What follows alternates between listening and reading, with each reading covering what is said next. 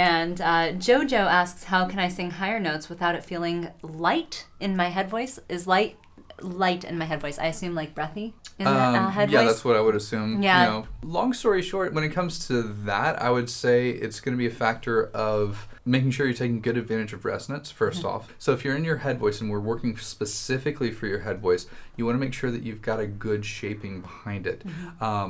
Really focusing on a little bit more of a bloomy space. So instead of more of a woo, and obviously applying that as you get into words and things like that will be really helpful. The other thing that oftentimes happens with higher sounds, and especially if the sound's getting kind of light, one of a couple of things. One, we could have a little bit too much tension in the tongue. So massaging that out, making sure that you're keeping that loose, dropping the jaw, taking advantage of good resonance can be good. And then two, we tend to stifle airflow.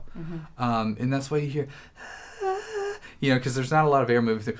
Whoo, has a lot of air moving through it. So make sure you're keeping the air moving, you're taking good advantage of resonance, dropping your jaw, free of tension, and I think that'll really help you open up that head voice a little bit fuller in the way that you're looking for. Anything you want to add? I'm just going to add to, going along with the resonance, dropping the jaw, narrowing, keeping really narrow, especially at the back of your mouth. A lot of times I'll tell people to kind of pull down and on the back of their jaw, because if realistically I can go, ooh, or I can go, ooh, ooh, ooh.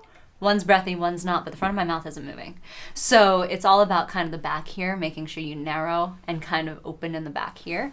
You might have to over-exaggerate that. I know I have a couple clients where I have them really, really over-exaggerate that narrowness because their voice just gets that breathy in head voice. So think about it as a means to an end, not necessarily like this is how I have to sing all the time in head voice, but just to get used to that coordination, get used to how you can create that sound and then shape all the other words around it.